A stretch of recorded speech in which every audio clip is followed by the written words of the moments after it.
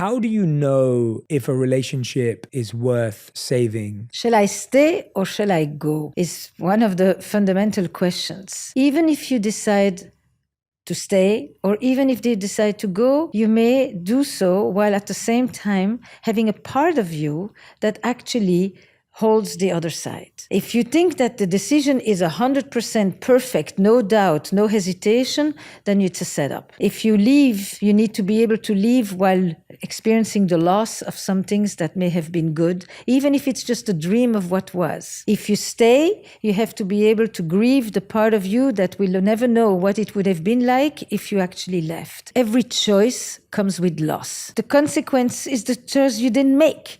And even though you think this is the right choice and this is what I must do, the grief may be the fact that you were not capable of making this thing work, or that you had such high hopes and it didn't materialize, or that you have wished that you didn't make some mistakes that you made, or that you wish you had left sooner. But there is no choice that doesn't have loss and therefore some grief attached to it. That does not mean that you didn't make the right choice. Some people experience heartbreak with such an ache, with such a sense of longing and such a sense of fracturing on the inside that their longing becomes obsessive, that they are trapped in rumination. It experienced like a withdrawal. That is not all breakups, but that is the extreme kind of breakup, which has been compared to an addiction because of the intense sense of withdrawal and because it takes place in the same centers in the brain. Let's say someone does want to save their relationship. They want to make it work. What have you seen over the years of what it really takes? I think we often think of saving a relationship as like, let's do more date nights, let's spend more time together, let's do more this. But what have you seen it really takes? It's actually not asking the other person to do all the changing. We often get to a place where we think, you need to change. Here, I'm going to tell you what you could do differently that would make this relationship better. And the hardest thing to do is to actually say, what can I do? Because if you change, it is quite sure that it will also create change on the other side, because we are interdependent parts. In a relationship, I start to do something which makes you do something, which makes me do something. It's a figure eight. But if I start to do something else, sooner or later, you cannot continue to do the same. If I no longer answer you when you say something, there's a good chance that at some point you're going to stop saying it because you don't get the reaction that you've been used to get. So there's no better way to change the other than to change ourselves. But that's not 100% thing. It's just a good principle to keep in mind. What is it that I can do differently? What's one thing I could choose that I know would improve the relationship because I've heard you or because I know us? And if I don't instantly walk out every time, but I actually stay and I listen and I pay attention, will that create something rather than thinking about, all the good reasons why I should get out or leave in that moment? You talked about there how, trying to change the other person isn't necessarily the focus, but for so many of us, that seems to be the problem. The problem seems to be the other person's behaviors, their attitude, their approach to life. I hear some people say they don't dream enough, they dream too much. Yes. I hear people say, oh, they have too many friends, they have no friends, right? I see people at both ends of the spectrum. We always seem to have issues with how our partners live. In my relationships, I often projected the way I lived onto my partner. We so strongly believe that the way we live is right, the way we were brought up is right, that we want our partner to kind of follow suit. In my house, we used to eat, hang out, and then at the end of the night, we'd wash the dishes. In my wife's home, they used to eat, wash the dishes, and then hang out.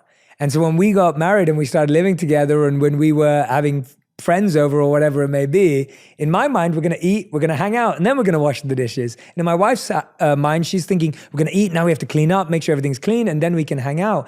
And something as little as that can cause so much friction and bad communication and feelings of, oh, you don't care about me and you don't love me and you don't appreciate me or you don't value the work. And there's so much that comes from something. And that's just a very small example. In that scenario, we both had not created a new belief system for our relationship, but were operating based on two old belief systems that we'd simply adopted. So many of our challenges exist because we project our operating system onto someone else rather than creating one with them. I like the way you call it the operating system. So I'm going to take a sentence that you Please.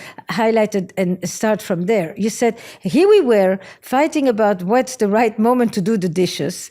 But in fact, what we were talking about is you don't care, you don't see me, you don't appreciate me, you want it your way. It's not what you fight about, it's what you fight for. You were fighting for recognition, you were fighting for power and control, you were fighting for respect, you were fighting for trust and closeness. Underneath the fight, there are usually 3 sets of issues that we are actually fighting for.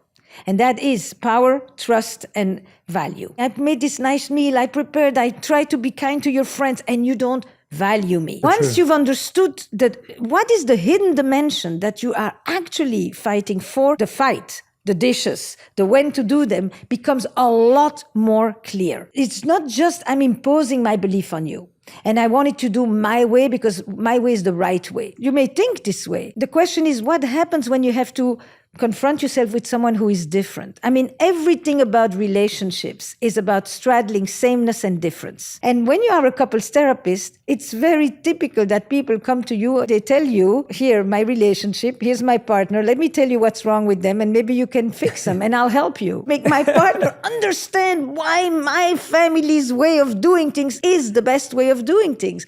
It's a very good way if you have to change your mind. Does that mean that it's a loss of your identity? Or can you actually experience that as an expansion, as something that you let in? How do you let the other person influence you without being constantly in a defense of your, this is my flag and here are my values or my operation system? At first, it was a nice thing you didn't fight about. You just said, we do it. Oh, that's so interesting. No, let's do it now. No, let's... And then slowly, because you couldn't come into a unified agreement, it became a point of contention.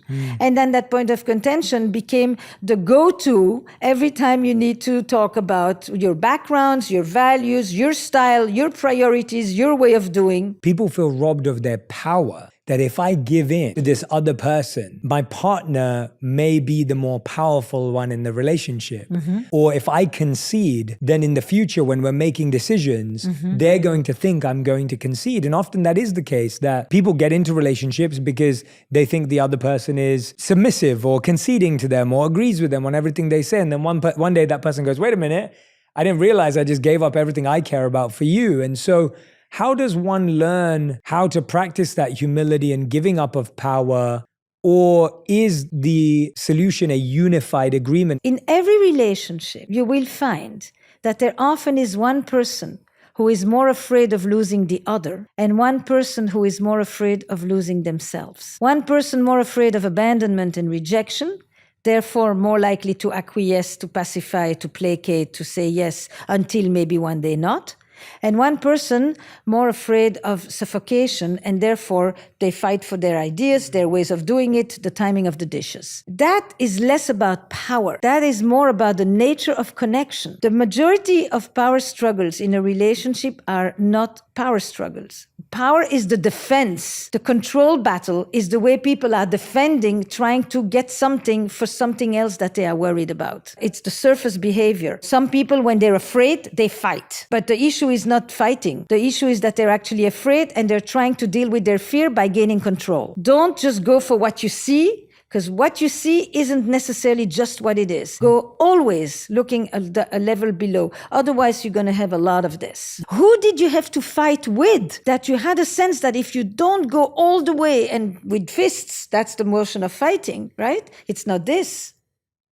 But you enter the relationship with that, and yet you live it with this. What happened to you that is making you continuously interpret every situation as a fight, as a power struggle, as I have to stand up and hold on because if I give in, this is the beginning of a slippery slope. That's a frame. That is not the truth. Now, maybe you picked somebody with whom this is sometime what is going to happen. So then you ask this person, what happens if you don't get your way? For you, the question is, what happens if the other person gets their way? And for you, the question is, what happens when you don't get your way? Can you still feel confident even if you don't trample somebody?